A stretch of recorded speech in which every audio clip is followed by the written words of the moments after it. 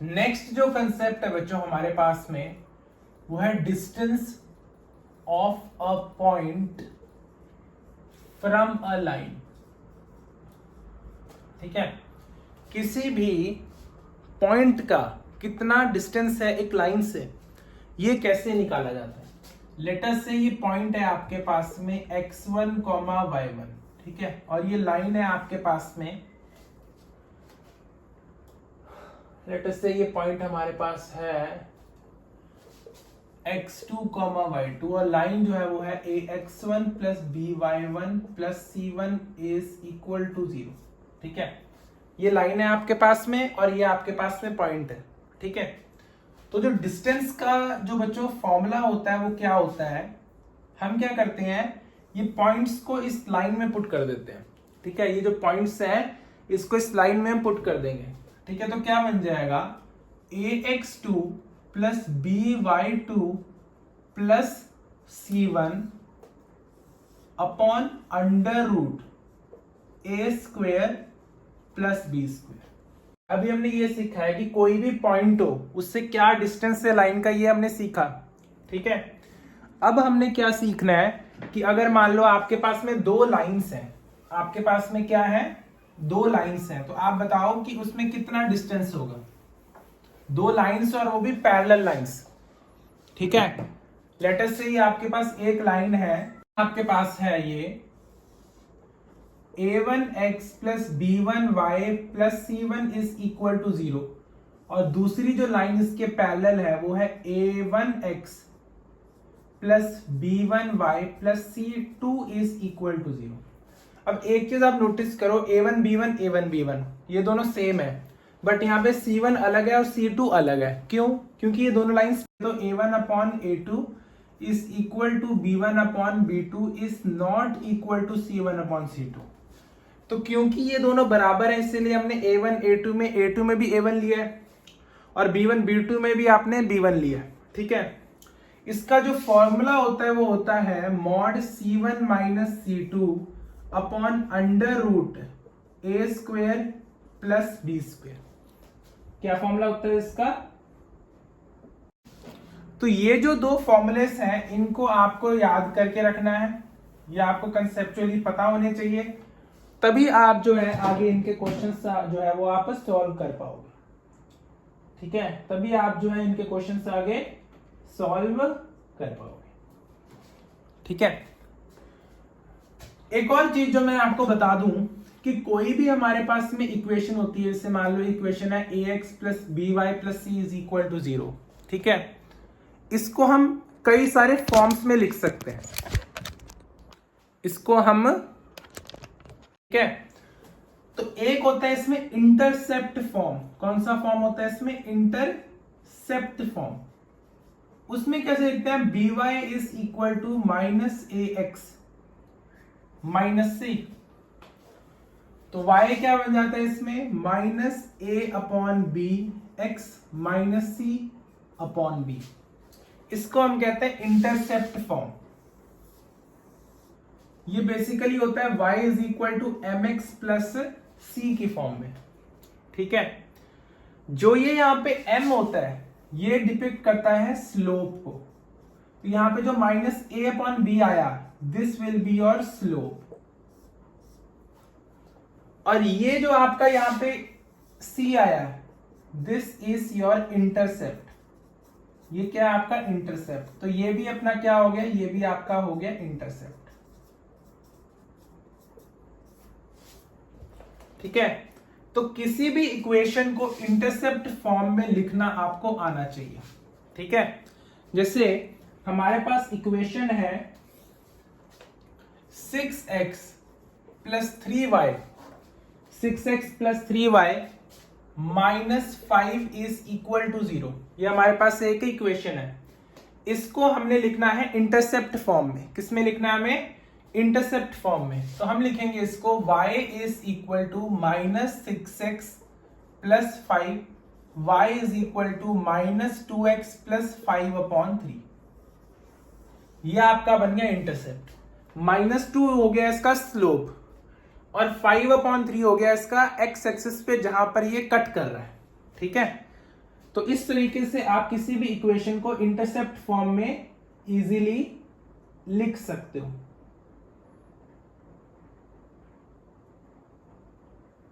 ठीक है,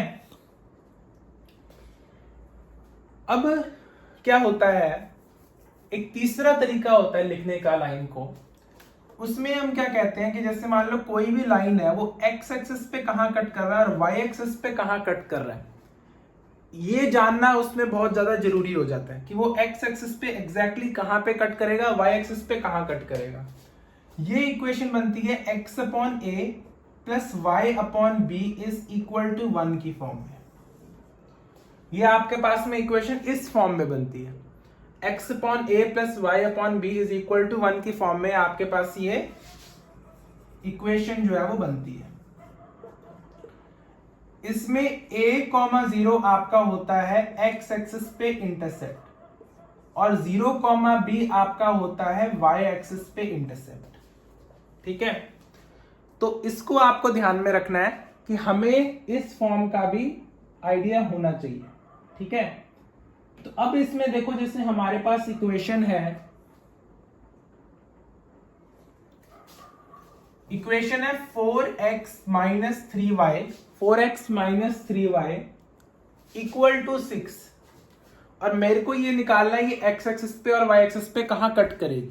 ठीक है, तो हम क्या करेंगे, यहां पे हमने 1 करना है तो पूरी इक्वेशन को डिवाइड कर देंगे 6 से, तो x upon 6/4 minus y upon 6/3 is equal to 1। ठीक है, और यहां पे क्योंकि माइनस का साइन है तो इधर प्लस लेके अंदर माइनस लेंगे हम। ठीक है, तो ये कितना हो जाएगा x अपॉन 3/2 और ये कितना हो जाएगा y upon -2 is equal to 1। तो ये x एक्सिस के नीचे जो लिखा है ये आपका x एक्सिस का इंटरसेप्ट है 3/2,0 और 0,-2 ये आपका y एक्सिस का इंटरसेप्ट है। ठीक है, तो अगर आप 3/2,0 यहां पुट करोगे तो आपके पास 6 आएगा, और अगर आप 0,-2 यहां पुट करोगे तो भी आपके पास में क्या आएगा, 6 आएगा। ठीक है, दोनों ही कंडीशंस में आपको वैल्यू क्या देगा, ये सेम देगा। ठीक है, तो ये आपका होता है कि अगर आपको इंटरसेप्ट निकालना है कि ये लाइन x एक्सिस को कहां पे कट करेगी, ठीक है, या y एक्सिस को कहां पे कट करेगी, तो आपको इक्वेशन को इस फॉर्म में लिखना है। ठीक है, तो ये भी आपका जो कंसेप्ट है वो क्लियर हो गया।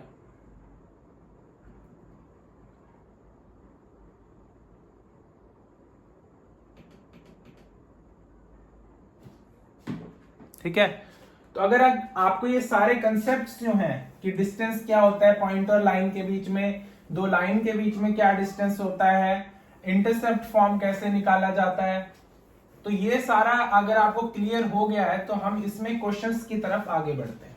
ठीक है, क्वेश्चंस इसमें देखिए कैसे आपको देखने को मिलते हैं। क्वेश्चन है find point on x axis, find point on x axis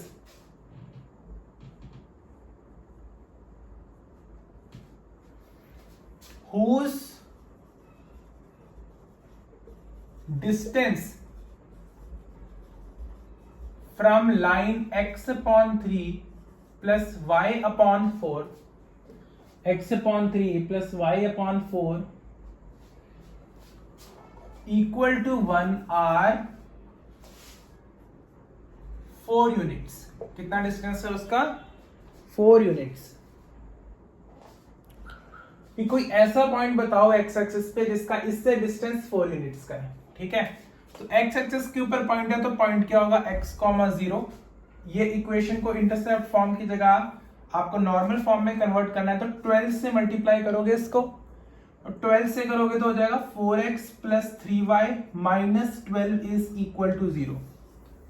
ठीक है, तो ये आपके पास एक पॉइंट है, ये आपके पास एक लाइन है, इन दोनों के बीच का डिस्टेंस कैसे निकालोगे, है ना, आप वैल्यू पुट कर दोगे तो 4x plus 3 into 0 minus 12 upon √16 plus 9, आपको डिस्टेंस इनके बीच का दे रखा है 4 यूनिट्स। डिस्टेंस कितना दे रखा है इनके बीच का, 4 यूनिट्स। ठीक है, तो ये हो जाएगा 4x minus 12 upon 16 plus 9 25 upon 5 हो जाएगा अपॉन 4।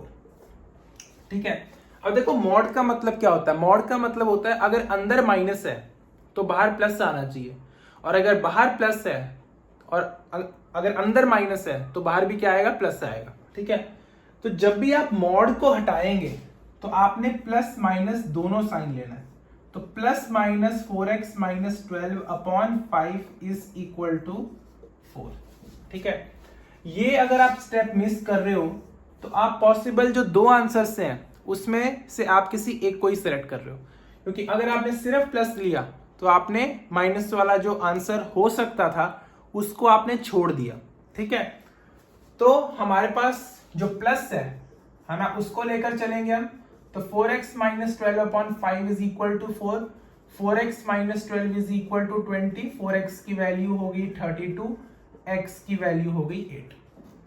तो 8,0 एक पॉइंट है। ठीक है, एक पॉइंट है जिसका इस लाइन से डिस्टेंस 4 यूनिट है। ठीक है, दूसरे केस में हम माइनस लेंगे तो minus 4x plus 12 is equal to 20, 4x is equal to minus 8, x is equal to minus 2। और दूसरा पॉइंट जो हमारे पास है वो है माइनस 2,0। ये दोनों पॉइंट्स ऐसे पॉइंट्स हैं जिनका इस लाइन से डिस्टेंस सिर्फ 4 यूनिट्स का है। जिनका इस लाइन से डिस्टेंस कितना है, सिर्फ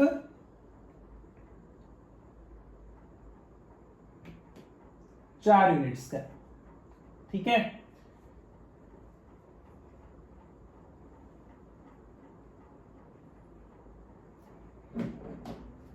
तो इस तरीके से आपने क्वेश्चन को सॉल्व कर लिया। ठीक है, तो कुछ ऐसे क्वेश्चंस जो है वो आपको इस एक्सरसाइज में एनसीईआरटी की 9.3 में आपको देखने को मिल जाते हैं। ठीक है, नेक्स्ट क्वेश्चन अपन देखते हैं।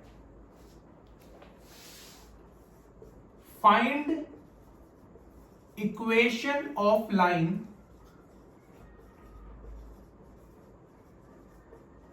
Perpendicular, equation of line perpendicular to the line x minus 7y plus 5 is equal to 0। Perpendicular होनी चाहिए वो इस लाइन के, एंड हैविंग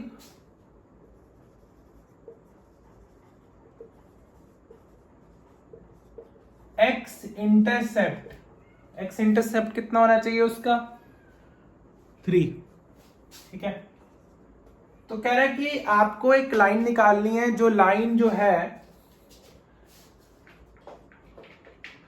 वो इस लाइन के परपेंडिकुलर है। ठीक है, देखिए इस लाइन का स्लोप कितना है।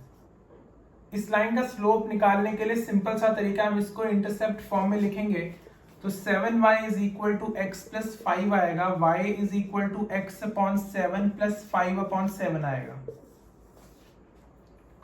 तो यहां से सीधा सीधा कह सकते हो कि इस लाइन का जो स्लोप है वो है 1/7। ठीक है, तो जो लाइन इसके परपेंडिकुलर होगी, जो लाइन इसके परपेंडिकुलर होगी, ऑब्वियस सी बात है कि उसका स्लोप कितना होगा, -7। तभी तो ये दोनों मल्टीप्लाई होके -1 आएगा। ठीक है ना। एक और तरीका ये है कि 1/7 को किससे मल्टीप्लाई करें कि -1 के बराबर आए, तो x की वैल्यू कितनी हो जाएगी, -7।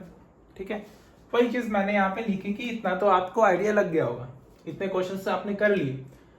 तो -7 इसका स्लोप हो गया, x इंटरसेप्ट इसका कितना है, 3 है। तो मतलब ये जो लाइन है वो 3,0 से पास कर रही है। x इंटरसेप्ट 3 होने का मतलब क्या है कि ये 3,0 से पास कर रही है। ठीक है, तो जो इक्वेशन है लाइन की वो क्या बनेगी। क्वेश्चन ये है कि जो इक्वेशन है लाइन की वो क्या बनेगी, है ना। तो ऑब्वियस सी बात है y minus 0 is equal to -7x minus 3, y is equal to -7x plus 21, 7x plus y minus 21 is equal to 0। ये आपकी क्या बन गई, इक्वेशन बन गई। ऐसी लाइन जो इस लाइन के परपेंडिकुलर है और ये लाइन 3,0 पे कट करती है। ठीक है, तो ये आपका हो गया answer. Line perpendicular to the line segment joining the points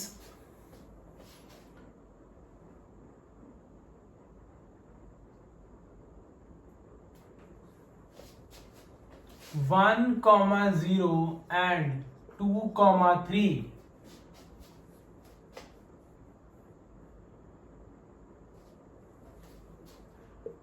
divides it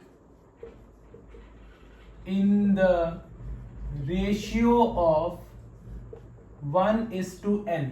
1:n के रेशियो में वो उसको डिवाइड करता है।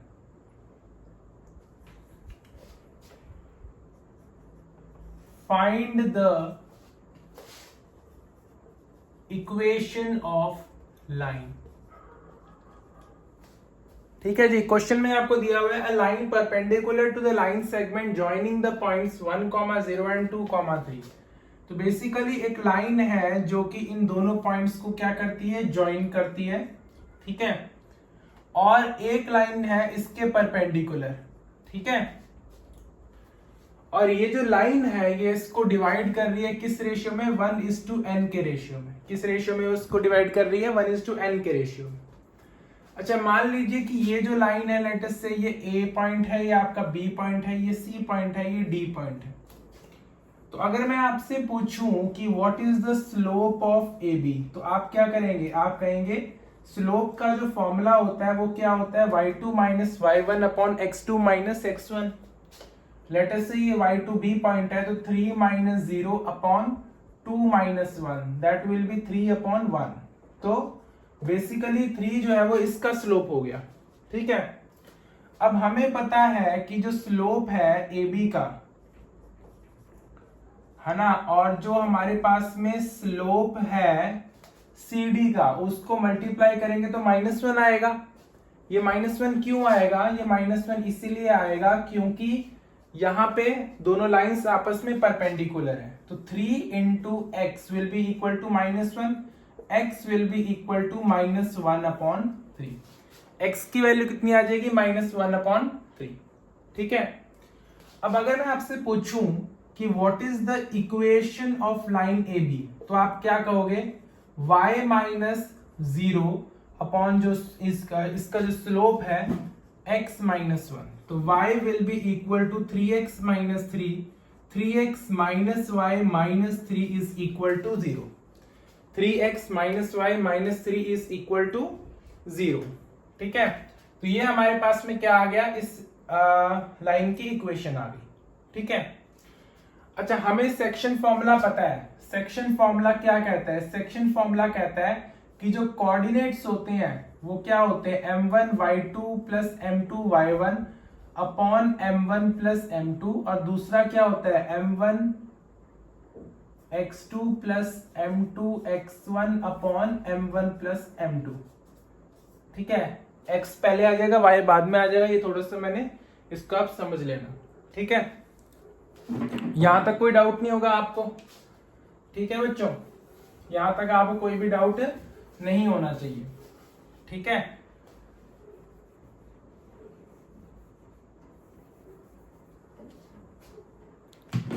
अब देखो यहाँ पे कोऑर्डिनेट्स क्या बन जाएंगे, ये आपका हो गया m1, ये आपका हो गया m2। लेटस से ये x1 y1 है, ये x2 y2 है ना। तो लेटस से हम पहले x के कोऑर्डिनेट देखेंगे, तो 1 into 2 plus n into 1 upon 1 plus n, और y के कोऑर्डिनेट क्या हो जाएंगे, 1 into 3 plus n into 0 upon 1 plus n हो जाएगा। ठीक है, तो ये हो जाएगा 2 plus n upon 1 plus n, और यहाँ पे हो जाएगा 3 अपॉन 1 प्लस n। तो बेसिकली लेटर से ये पॉइंट O है, तो पॉइंट O के जो कोऑर्डिनेट्स हैं वो अपने को मिल गए। ठीक है, और हमारे पास जो लाइन AB है उसकी इक्वेशन भी है हमारे पास में, और इस लाइन पे AB पे ये पॉइंट लाई करता है O। है ना। तो अगर हम O पॉइंट के कोऑर्डिनेट्स को इसमें पुट करेंगे तो ऑब्वियस सी बात है कि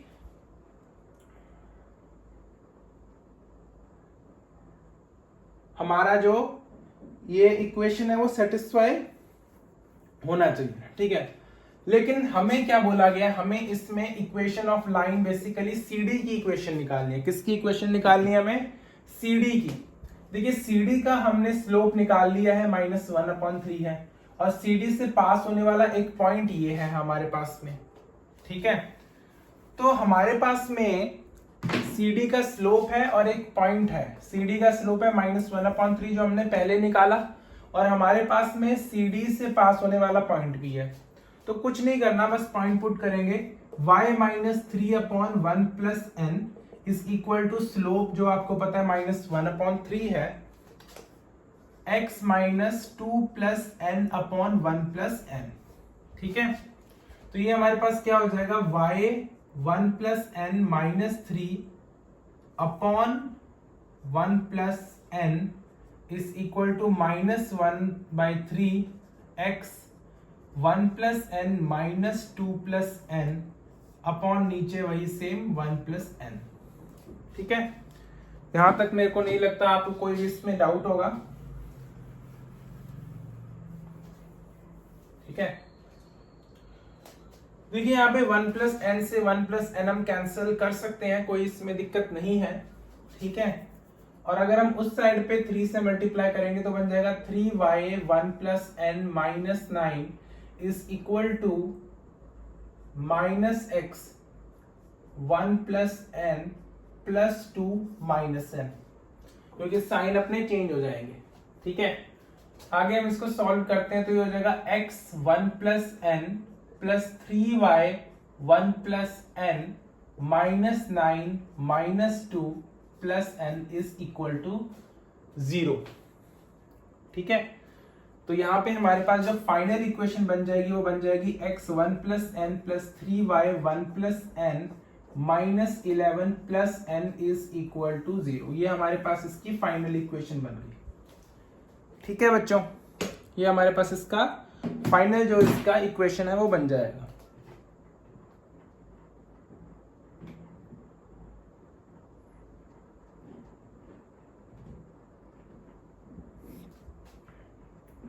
तो इस तरीके से हमारे पास देखिए कोई भी लाइन निकालने के लिए हमें उसका स्लोप चाहिए होता है, और हमें जो एक पॉइंट है जिस लाइन से वो गुजर रहा है, जिस पॉइंट से वो गुजर रहा है उसके कोऑर्डिनेट्स चाहिए। तो हमने कोऑर्डिनेट्स निकाले सेक्शन फॉर्मूला से, इसके एक ये आया y का, एक x का ये आया, और स्लोप हमने ऐसे निकाला, ठीक है। Now let us move to the next question. Next question पे अपन आगे बढ़ते हैं। क्वेश्चन देखिए एकदम आसान नहीं आएंगे, थोड़ा सा आपको इसमें दिमाग लगाना पड़ेगा, है ना। आप कोई 7th या 8th क्लास की मैथ्स नहीं कर रहे हैं, आप 11th क्लास की मैथ्स कर रहे हैं। क्वेश्चन है आपके पास में, find equation of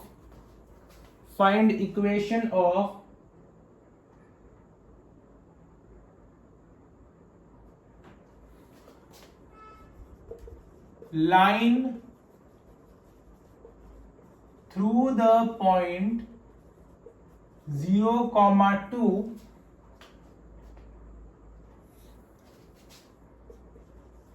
making an angle of 2π/3। 2π/3 वो एंगल बना रहा है with the positive x axis के साथ ये एंगल बना रहा है, ठीक है।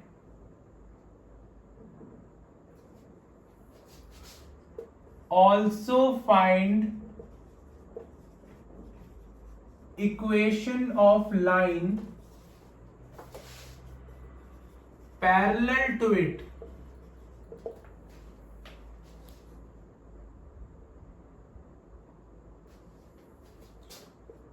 crossing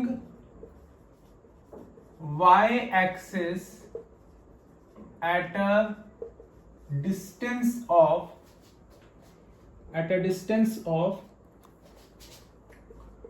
2 units below the origin. ठीक है, हमें सबसे पहले तो इक्वेशन बतानी है वो लाइन की।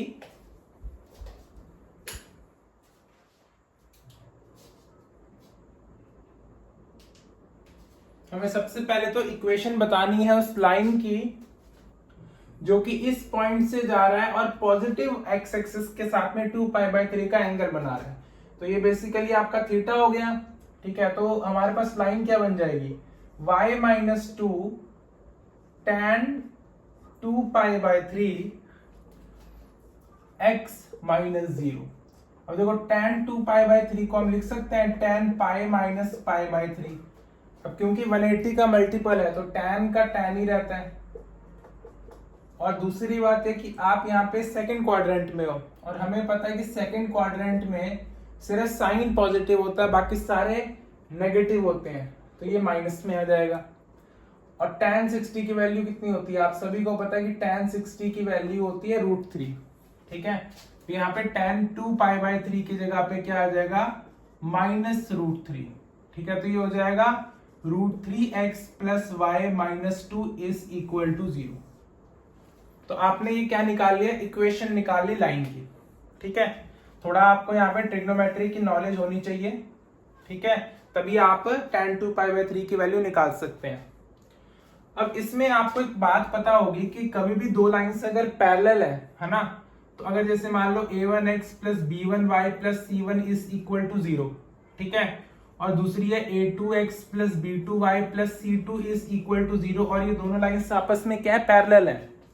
तो अगर ये दोनों लाइंस आपस में पैरेलल है तो a1/a2 b1/b2 के बराबर होता है और वो c1/c2 के बराबर नहीं होता। ठीक है, ये बात आपको पता होनी चाहिए।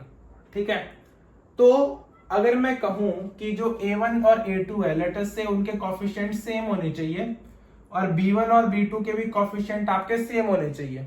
ठीक है, और यहाँ पे आपके पास एक कांस्टेंट आएगा, तभी ये दोनों लाइंस आपस में पैरेलल होंगी, क्योंकि यहाँ पे भी a1/a2 b1/b2 बराबर है और c1/c2 बराबर नहीं होने चाहिए। तो हमने इसकी जो इक्वेशन ली कि जो लाइन इसके पैरेलल है वो ये लाइन है।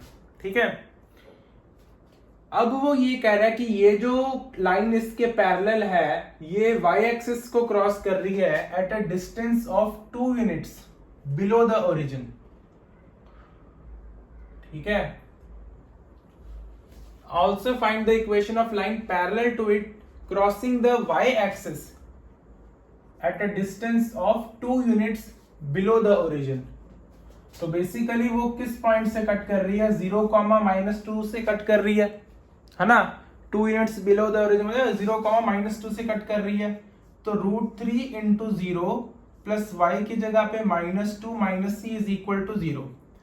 तो यहां पे आप कह सकते हो कि c की वैल्यू कितनी आ गई, -2, क्योंकि ये 0 हो गया, यहाँ +c आ गया, c की वैल्यू होगी -2।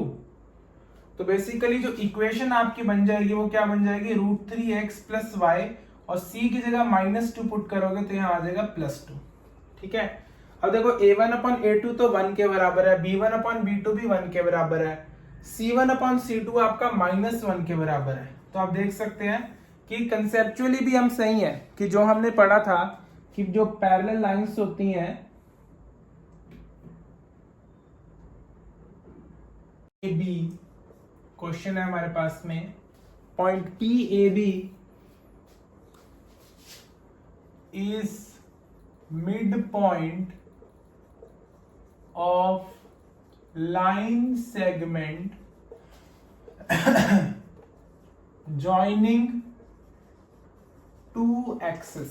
दो एक्सिस को जोड़ने वाला एक लाइन है जिसका मिड पॉइंट अपने को दे रखा है A B. Show that equation of line is x/a plus y/b is equal to 2.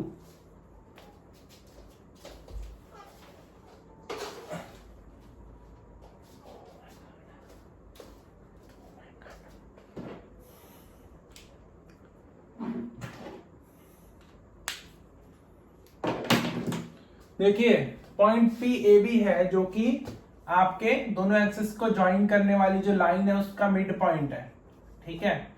तो मतलब ये इसको 1:1 के रेशियो में डिवाइड कर रहा है, तभी वो मिड पॉइंट हुआ है इसका। और क्योंकि ये एक्स एक्सिस के ऊपर लाई कर रहा है तो ये पॉइंट कुछ a, 0 के फॉर्म में होगा और ये पॉइंट कुछ 0, b की फॉर्म में होगा, ठीक है।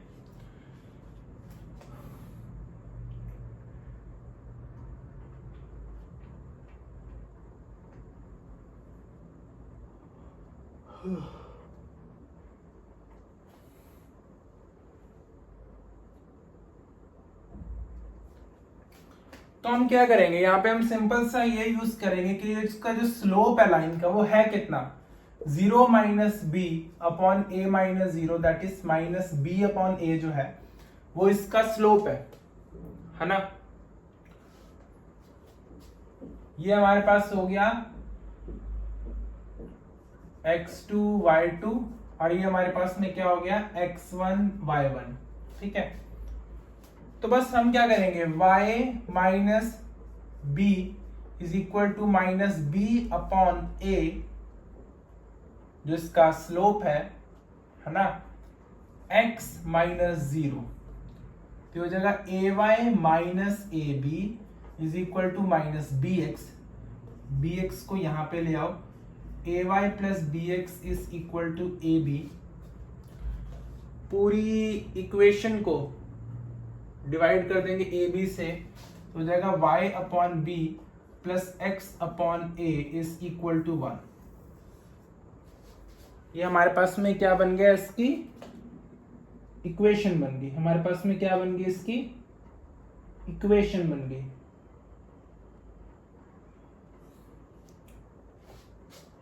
तो एक चीज आप यहां पे ध्यान रखो कि हमने बोला कि ए बी जो है वो इसका मिड पॉइंट है ना। वो क्या है जिसका मिड पॉइंट है। दैट मीन्स कि ये पॉइंट होगा 2a और ये पॉइंट हमारे पास में क्या होगा 2b, क्योंकि जब मिड पॉइंट निकाल रहे हैं तभी तो ये 2a डिवाइडेड बाय 2a बनेगा और 2b डिवाइडेड बाय 2b बनेगा, ठीक है। तो हम यहाँ पे क्या करेंगे कि यहाँ पे हमारे पास में एक पॉइंट हो गया 2b और स्लोप तो क्योंकि वो सेम ही रहेगा और यहाँ पे ये रहेगा सेम रहेगा। यहाँ पे क्या होगा कि ये आपका बन जाएगा 2ab और ये आपका बन जाएगा 2ab और जब आप डिवाइड भी करेंगे तब भी यहाँ पे क्या बच जाएगा, 2 बच जाएगा, ठीक है। जब आप यहाँ पे डिवाइड भी करेंगे तब भी यहाँ पे 2 बच जाएगा। और यही सेम चीज जो है वो आपको प्रूव करनी है कि आप ये प्रूव करें, ठीक है। तो यहाँ पे बेसिकली क्या हमने सोचना है कि अगर ए बी मिड पॉइंट है तो हम पॉइंट ए और बी नहीं ले सकते, क्योंकि उस केस में तो मिड पॉइंट बन जाएगा a, 2 b/2 है ना। लेकिन अगर हमें मिड पॉइंट a, b चाहिए तो 1.2a लेंगे, 1.2b लेंगे, तभी मिड पॉइंट का फॉर्मूला लगा के a आपका मिड पॉइंट आएगा, ठीक है। इस चीज को आपको ध्यान में रखना है। क्वेश्चन डुएबल है। क्वेश्चन ये मतलब कि अगर आपने एक बार किया हुआ है तो आपको कोई दिक्कत नहीं आएगी इसको ऐसे सिमिलर क्वेश्चंस को करने में, ठीक है। नेक्स्ट क्वेश्चन है हमारे पास में point h, k। h, k एक पॉइंट है, डिवाइड्स अ लाइन सेगमेंट। वो लाइन सेगमेंट को डिवाइड करता है इन द रेशियो ऑफ 1:2 के रेशियो में वो इसको डिवाइड करता है। Find the equation of line. Equation of line आपको निकालनी है। देखिए पॉइंट हमारे पास में है h, k जो कि इसको डिवाइड कर रहा है, divides the line segment in the ratio 1:2, ठीक है जी। पॉइंट h, k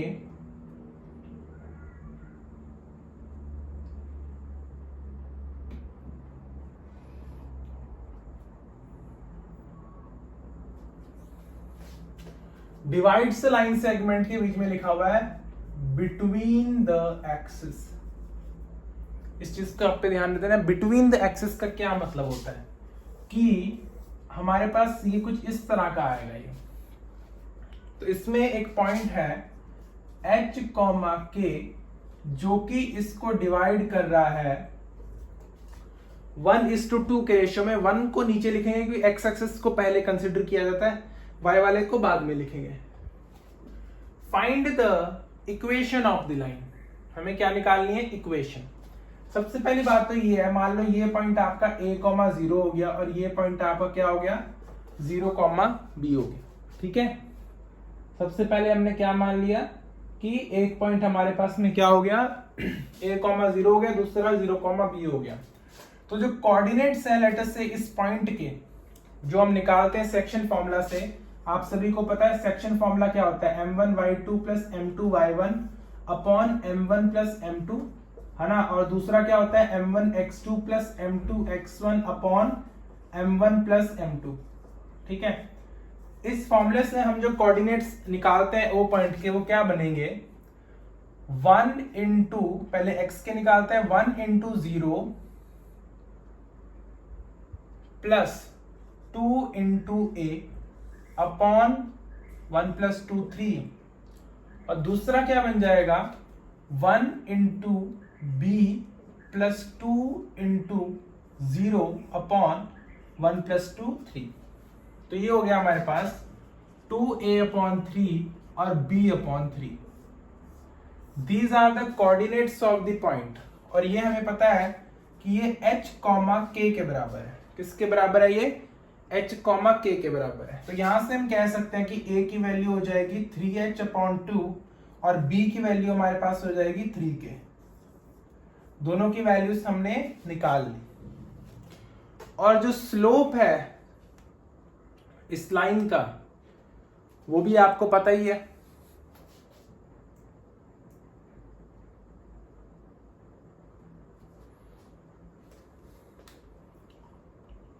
जो स्लोप है इस लाइन का वो बेसिकली है कितना? b अपॉन माइनस ए या माइनस b अपॉन ए। b की वैल्यू है 3k और a की वैल्यू है 3h अपॉन 2। तो 3 से 3 कैंसल, तो हो गया माइनस 2k अपॉन h। तो माइनस 2k अपॉन h जो है वो इसका बन जाएगा स्लोप।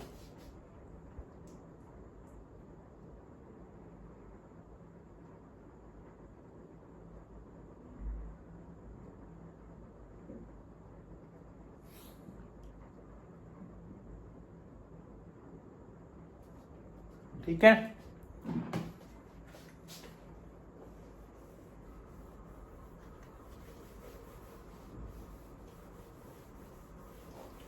स्लोप तक हमने इसका कर लिया।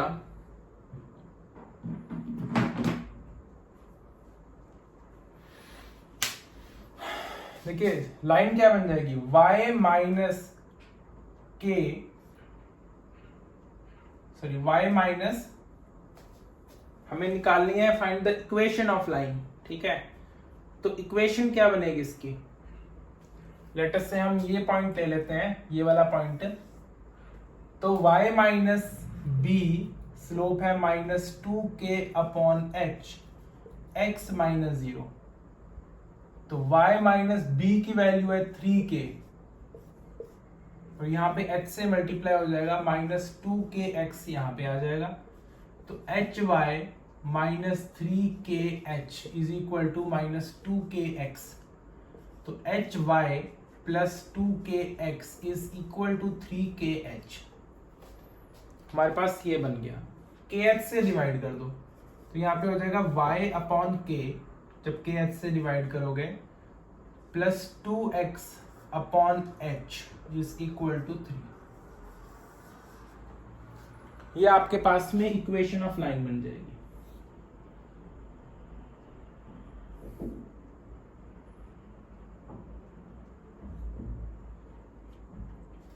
ठीक है जी, this is your answer. Okay बच्चों।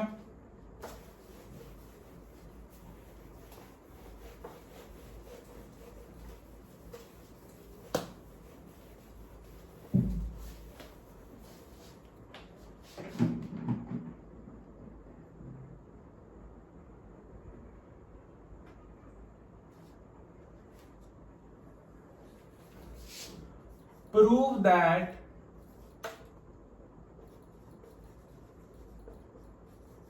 the points are collinear.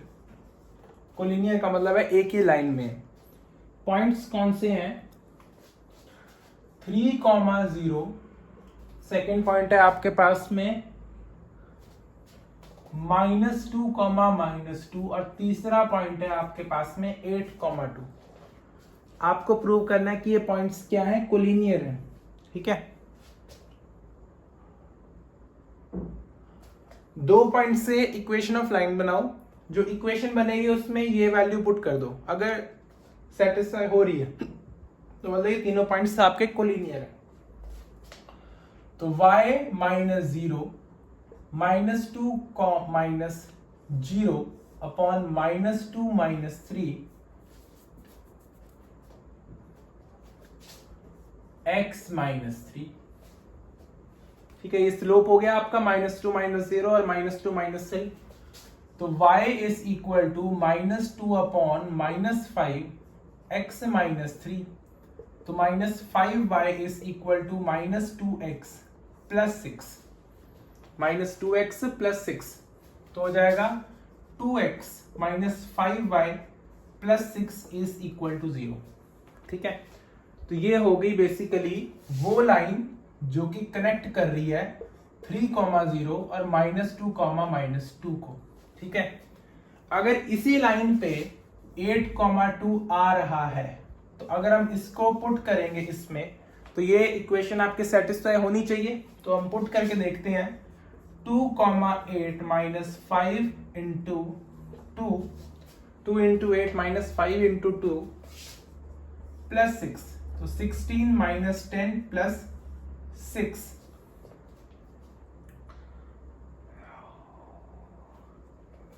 यहाँ पे माइनस आएगा, यहाँ पर भी माइनस आएगा, यहाँ पर भी माइनस आएगा और यहाँ पे 0 आएगा। तो आपका 0 is equal to 0, hence proved. तो बेसिकली हमने क्या किया, किसी भी 2 पॉइंट्स को लेके इक्वेशन ऑफ लाइन बनाई। ठीक है, और उस इक्वेशन में तीसरी वैल्यू पुट करी। ठीक है, और जब ये सेटिस्फाई हुई इसका मतलब ये है कि ये तीनों पॉइंट्स एक ही लाइन पे आ रहे हैं। अब ये इक्वेशन ऐसी है कि इसमें 3,0 पुट करो या -2, -2 पुट करो या 8,2 पुट करो, तीनों वैल्यूज आपको ये सेटिस्फाई करके देगी इक्वेशन। ठीक है,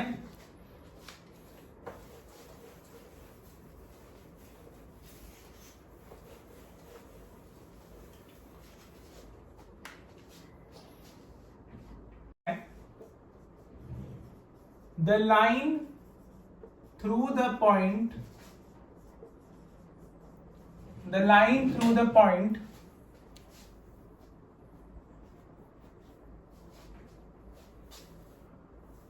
H,3 and 4,1 H,3 and 4,1 intersects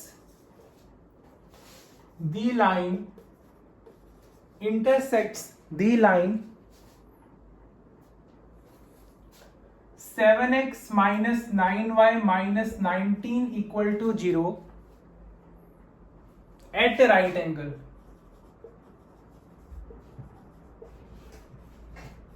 किस एंगल पे वो इंटरसेक्ट कर रहा है? राइट एंगल पे इंटरसेक्ट कर रहा है। कह रहा है find the value of h। क्या निकालना है आपको? h की वैल्यू निकालनी है।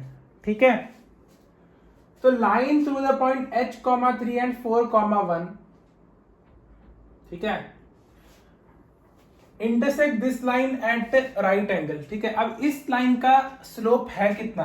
क्योंकि ये कह रहा है एक लाइन है 7x minus 9y minus 19 equal to 0, और दूसरी जो लाइन है जिसके 2 पॉइंट है H,3 और 4,1, ये एक दूसरे को 90 डिग्री पे इंटरसेक्ट कर रहे हैं। ठीक है, अगर मैं आपसे पूछूं इसका स्लोप कितना है तो आप कहोगे 9y is equal to 7x minus 19, y की वैल्यू होगी 7/9 माइनस 19/9, तो ये आपके पास में क्या होगी? y की वैल्यू होगी। ठीक है, दैट मीन्स कि इसका जो स्लोप हो जाएगा वो कितना हो जाएगा, 7/9 का इसका स्लोप हो जाएगा। क्या स्लोप हो जाएगा इसका, 7/9 का इसका स्लोप हो जाएगा।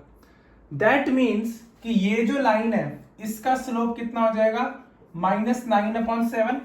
अगर इसका 7/9 है तो इसका -9/7 होगा, क्योंकि हमें एक ऐसे नंबर से मल्टीप्लाई करना है जिसमें मल्टीप्लाई करने पे वैल्यू कितनी आ जाएगी, -9/7 के इसमें वैल्यू आ जाएगी। ठीक है, तो अगर हम यहाँ पे मान के चले कि ये आपके पास जो है वो इसका स्लोप है, तो हम यहाँ पे स्लोप इसका निकाल लेते हैं। 3 - 1/h-4 इज इक्वल टू -9/7। ठीक है, 3 - 1 हो गया 2h-4 इज इक्वल टू -9/7। 7 2 जा 14 -9h प्लस 36, तो 9h will be equal to, है ना, -9h प्लस 36, तो 9h will be equal to -14 plus 36, तो 9h will be equal to 6 में 4 गया 2, 3 में 1 गया 2, so h will be equal to 22/9। ठीक है, तो h की वैल्यू कितनी हो जाएगी, 22/9। ठीक है, ये आपके पास में किसकी वैल्यू आ गई, h की वैल्यू आ गई। ठीक है, तो हमने यहाँ पे क्वेश्चन को पूरा सॉल्व कर दिया। कंसेप्ट इतना सही है कि अगर कोई भी दो लाइंस आपस में परपेंडिकुलर है ना, कोई भी दो लाइंस आपके आपस में परपेंडिकुलर है, तो उनको जब आप मल्टीप्लाई करते हो ना, तो उसमें मल्टीप्लाई करने पे आपका वो -1 के बराबर उनका प्रोडक्ट जो है स्लोप का आना चाहिए। ठीक है, इतने सिंपल से कॉन्सेप्ट से हमने ये क्वेश्चन को कर लिया। ठीक है, तो वही कंसेप्ट है, क्वेश्चंस आपके उसी टाइप के।